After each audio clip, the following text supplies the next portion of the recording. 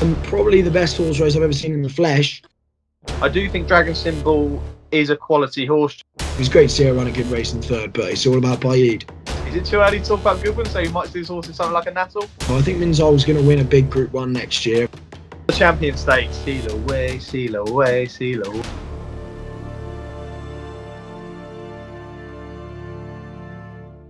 Hello and welcome to the Next Gen Racing YouTube channel for our weekend review, and that was one hell of a weekend. Jack, we were there in Reading for the weekend, staying up near to Ascot, and we went there for the day, and it was probably one of the best days racing I've ever witnessed. How are you feeling after that weekend? Yeah, great. I mean, the throat definitely isn't feeling any better. We got the old Champions Day scarf on as well. But, I mean, what a day it was, eh? I mean, we'll go through it in more detail in a second. But, yeah, just a cracking day, a cracking weekend, and a cracking crescendo to the flat season. It really was some spectacular action there at Ascot on the finale. Probably one of the best days racing I've seen in years, and probably the best days racing I've ever been to witness live. It really was. Jack and I in this video are going to go through the 5 group races on the card, discuss the racing, and then we're going to give our 2 horses to follow going into next season, and some of our best and most satisfying moments from the flat season that's just gone. Before we get into the video, though, a massive congratulations to Rasheen Murphy. Our boy's done a lot for this channel this year, being on our Cheltenham preview and our Royal Ascot preview. We were behind him all the way. William Buick gave all he had in the final week, but Murphy's gone and done it, and we're so happy for him. Honestly, congratulations. I think he's going to take a little bit of a break, and he's back for the Breeders' Cup, where we'll be back probably this weekend, actually, for the Futurity. But I know he's looking forward to Miss On Scene in the Breeders' Cup, he messaged last night. So, yeah, look out for that horse there. But let's kick things off with the first race that was on the card, and it was a bit of a dramatic one, really. And this was Trushan winning the Long Distance Cup, the Group 2 on the card. Now, Trushan did this in spectacular style. The ground, there was soft in the description. Trushan was always going to get backed and went off a short price favourite. Jack, there was lots to talk about in this race. You've got a 50-1 shot coming second. We've seen Stradivarius run an almighty race. However, a little bit of interference according to Frankie. Do we think there were potentially, this was just an excuse for Stradivarius, or do we think that he had a chance within that race? Oh, I don't think it was an excuse for Stradivarius. I think Frankie probably just saw the red mist, and that was the first thing on his mind. Because if you do watch it back, there's nothing wrong with what Dylan Brown McGonigal does on board Baron Samedi whatsoever. I mean, if Frankie thinks he's going to be able to be allowed through just because he's on Stradivarius, he knows he's got another thing coming. And I think he knows that he probably was a little bit hastily saying that afterwards, just because he's been turned over. You saw the last 100 yards, he kind of got into his little drive after knowing he didn't really have any chance with the winner, hence why he gave up second, because I think he probably should have grabbed second. But I don't think Dylan Brown McGonigal did anything wrong at all. Trushan also got into a little bit of a barging match coming round the home bend, but I think it was just he was at the wrong place at the wrong time. He probably should have been settled further towards the front of the field, and that showed. Yeah, and I think Trushan's now sort of cemented himself as the champion stayer this season, and potentially, I'm not sure. I'm hoping sort of the horse stays in training, and it's definitely the one to beat at the moment going into next season. With regards to the Tory, really looking forward actually to his film coming out on November the 15th. Saw the trailer for that today. It looks really spectacular. Looking forward to that coming out. And Stradivarius is going to be very interesting now. I think we've had this discussion about 2 or 3 times this year as to what happens. And I mean, if you watch that run back, I don't think he lacks any enthusiasm. I think he's a horse that needs to be up closer to the pace nowadays. I don't think you can hold the horse out the back. I think he finds it a bit more difficult to make up as much ground. But it'd be fascinating to hear. I think we'll probably find out probably before the end of the week where we stand with Stradivarius, but we'll have to wait for Bjorn Nilsson and Gosden to have that conversation. But we'd love to see him in training, but he owes us nothing. He's been a real star stayer. But yeah, let's go on now to the next race, and it was the sprint. It probably wasn't my favourite race. The most competitive group race in the card wasn't my favourite race on the card, but Creative Force went and did this. I thought maybe would have wanted it a bit softer, but did this in nice style, beating last year's winner Glenn Schill. Jack, Creative Force, an interesting one. Probably, like I say, it was the most competitive, but probably in terms of ability wasn't up to the level of the other races. I mean, can we see Creative Force being a real star next season? I'm not too sure. I think that they're kind of all a little bit of much for muchness. I think Minzal ran a great race from the back of the field. It's fair to say, but I think it's quite hard to be picking apart the race in too deeply. Of course, Glenn Shiel, I thought, stolen the race. I thought he'd taken a few lengths out of them and wasn't for catching. And of course, Art Power again looked like he was drawn on the wrong side. So Art Power, will he have his big day in the sun, or will he be knocking on the crossbar? Who knows? I'm not too certain he'll be getting that Group 1 as I was before this. But I mean, you had a great race in fourth anyway for some each way money. And yeah, it was an intriguing race, but I wouldn't be looking too deeply into it with regards to next season. Art Power, I said people need to give up this horse in Group 1s. He runs his race and he just comes up short in these Group 1s. He can win his Group 2s and Group 3s, but I think Group 1s, he just finds it a little bit too tough. And I will quickly discuss, because we had a great weekend with regards to selections. Jack obviously landing his Nap, and next best is Nap coming from Market Raising with Martello Sky, and then his next best in Trushan. But I will quickly discuss Dragon Symbol, because I do think Dragon Symbol is a quality horse, Jack. I think maybe the fact it's been quite a long season for this horse has probably taken its toll now. A lot of early runs in the season, a tough run on heavy ground at Royal Ascot, runs in races like the July Cup can be quite strenuous, then a couple of 5 furlong races on the bounce. Interesting to hear whether he stays in training, but I potentially think he could be a decent horse next year. What do you make of Dragon Symbol? Because it's quite disappointing. Yeah, let's not forget, he's run 10 times since March and wasn't seen on a race course before that. So clearly he peaked a little bit earlier in the season. It's not a surprise to see his 10th run of the campaign slightly lackluster. I mean, I hope he stays in training, because he does deserve a big day in the sun, and hopefully he'll be able to get it next year. We'll have to wait and see with regards to that one like that, where we're going to see horses retire. I think a few more announcements will probably come over the next few days and towards the back end of the next few months. But we'll have to wait and see with regards to them. Let's go on to the next race, which was probably the most exciting race in terms of viewing, with that finish. Snowfall bombing out on this, but Ashada and Alba Flora in a photo finish in the fillies and mares. With regards to Snowfall, everyone can blame Ryan Moore as much as you want. It was nothing to do with Ryan Moore, this. I think the arc run's taken effect.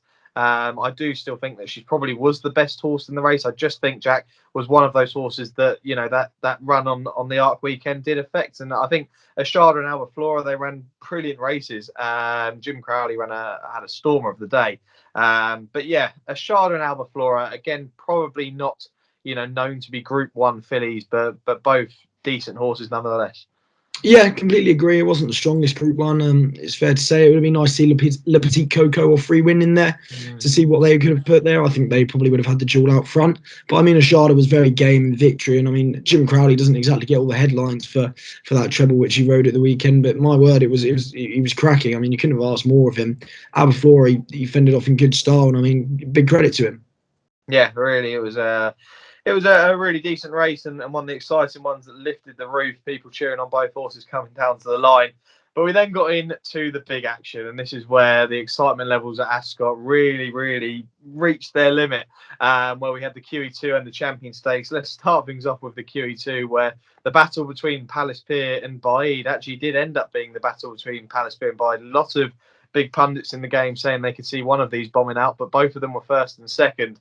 A really fascinating race to watch. I mean, I've watched it back maybe 5 or 6 times now, from start to finish. And I think Gosden has said what he said with regards to Frankie's ride. Frankie was always checking where Baaeed was. I thought that was the worst thing that he could have done in the race. I think he just needed to ride Palace Pier to win and not worry about where Baaeed was in the race. But it looks like, Jack, we've got Baaeed now going into next season, hopefully going towards some of the top mile races. And maybe we may see this horse step up to 10 furlongs, but by God, he's a superstar. Yeah, wow. Probably the best horse race I've ever seen in the flesh, is fair to say. I mean, they were pretty electric, weren't they? I mean, I get the criticism of Frankie Dettori, but I do think Baaeed was just better on the day. I think he did assert his authority over Palace Pier, and I think for the game, that was probably the best result, because now we've got an unbeaten colt who looks like he's going to be going into next season still unbeaten, and hopefully can build on the successes of this year, and who knows where he's going to go. I mean, of course, we've seen Frank will kind of be emulated there, the names being compared, so it'd be interesting to see how good he really is. Let's not forget, he hadn't been seen on a race course since until June. I mean, in about 4 months, he's gone to the heights that he has. It's absolutely obscene. And I mean, fair play to them all. And of course, Lady Bowthorpe, wouldn't be fair without mentioning that the grand old girl, Lady Bowthorpe, who's been retired. I mean, of course, she gave us a great day in the NASA Stakes at Goodwood. And I mean, she's been an absolute credit to William Jarvis and Kieran Schumacher. So it was great to see her run a good race in third, but it's all about Baaeed.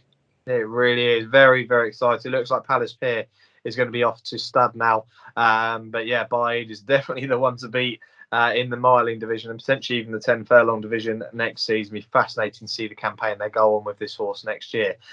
Now the Champion Stakes. Oh, seal away, seal away, seal away. This was the song that was ringing round our area of the stand. Anyway, I think myself and Jack are probably the only two cheering on this horse in the Champion Stakes. But seal away for France, Cedric Rossi, Miguel Barcelona. Oh my God, I don't think I've ever screamed a winner home like this. This was my next best. I ended up tipping up as a win bet. I was bold in saying this, but Jack tipped it up as an each way selection as well. But this was a corker of a race. I mean, we saw Mishrif and Adayar, they both bombed out. Maybe Adayar, the arc run's taking its toll on him. Mishrif, we may not have seen the best of him in this race, but again, he bombed out in this race last year. But Seal Away, look, I said he was probably one of the best 10 furlong horses, still left in training after St. Mark's Basilica was retired. He ran second to St. Mark's Basilica in the Prix de Jockey Club. And I actually do think that he is the one to beat over 10 furlongs. I'm actually hoping that he becomes a better horse if they do keep him in training for next season, because I do think that he may be able to get that mile 4 and will be an arc contender for next year, Seal Away. He ran a decent race this year. He didn't look like he quite stayed the mile 4, but we can get another sort of winter under his belt. I think he's going to be a really classy horse next season. And over mile 2, mile 4, I think he's going to be a very good horse. To buy on a Jack gave us a bit of a scare under James Doyle. The two supplemented horses went to the lead and they ran it out. It looked like Dubana was going to get there, but Seal Away just outstayed him. Yeah, I mean, wow. I think there was stunned silence around Ascot, except for the next generation contingent. I think it's fair to say we got some odd looks and some happy looks at the same time. I think a lot of Misreef backers weren't too pleased with the celebration. But I mean, a furlong out. I was tapping you on the leg, saying to Biona's getting him here. But that's as game as you can get, isn't it? Mikel Barcelona comes over for the one ride. And what an honour it was to see him supplemented and go and do it. And of course, for us to both put him up, you went win bet. I didn't quite have the guts of that to put him up as a straight win bet. But I mean, it was quite some day. And as you say, it doesn't get more satisfying than that on the biggest stage, eh? It really doesn't. It was a hell of a day and a great way to end the day there. And obviously, you had Jim Crowley winning aboard Aldari in the Balmoral after. I think Aldari's certainly going to be in listed group races next season. Looking forward to seeing how good Aldari could be. And even Sunray Major had a very unlucky draw in the race. Interesting to see if that horse, goes into next season. A half brother to Kingman potentially could be exciting still as well. Now, let's go before we put up two horses, Jack, going into next season. Let's talk about our best moment of the season. Not our most satisfying, but our best moment. I put two down. I had Lady Beaufort win the Nassau. We were there to see that. The atmosphere was incredible that day. It was a hell of a race to watch. And like you say, she's a stellar horse, and she's now been retired. And honestly, she's been great all season. She ran some corking races, and I think she deserves to head off to stud now. And the other for me is going to be Adam Kirby winning the Derby. Not just Adayar. I think Adam Kirby having his big day like that. He's a jockey that he has lacked his opportunities, and to see him have his big day in the sun like that, it was really great to see. And I know the horse was a big outsider at the start. They got backed in and proved how good he really was. But they'd be my two sort of best moments, Jack, of the season. What about yourself? Yeah, I agree. I think Lady Beaufort's definitely got to be up there. It was very much a feel-good story of the year. I think it's fair to say. And the other one's got to be Stradivarius in the Lonsdale Cup. That battle with Spanish Mission there. Did he have the ability of old? Well, he certainly had the guts, didn't he? And he showed it there. So they'd be my two. Yeah, and I mean, the other thing you could discuss was the race of the season. I wouldn't be arguing against anyone saying the Irish Champion Stakes would probably be that one there, especially the camera angles we had in that race, because that was a corker to watch. Let's go on to our most satisfying moment. I'll quickly start, but my most satisfying moment, I didn't expect it to come, but it has to be Seal Away winning the Champion Stakes, and I tipped that horse up at 14-1. It really was, and I think both of our most satisfying moments are going to be coming from the month of October, because I'm pretty sure a lot of the viewers are going to know what you're going to say here.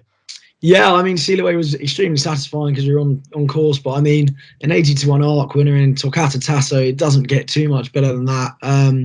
As I say, I don't think the voice is still recovered. I still dream about it at night. It doesn't get much better than that. To pick an 80-1 winner, the first one I've tipped on the channel, and for it to be in the arc, as I say, it doesn't get too much better than that. And a German horse is my moment, my most satisfying moment of the season. Who would have thought, eh? Yeah, who would have thought that? I mean, yours was a German horse, mine was a French horse. We haven't even picked an English or Irish horse. Right, let's go on to two horses to look forward to next season. I know that I have done a 2-year-old video on my own where I mentioned a few. Jack might give a mention to one in a second. We'll give one each, Jack, and then you give another one after I've given a second. But I'll start off, and I'm actually going to say if this horse stays in training, Mother Earth could be one to watch next season for Aidan O'Brien. Unfortunately, one ran an absolute corker at the weekend, flying home. I think it was the quickest final 3 furlongs in the race. She was running home strongly on that rail.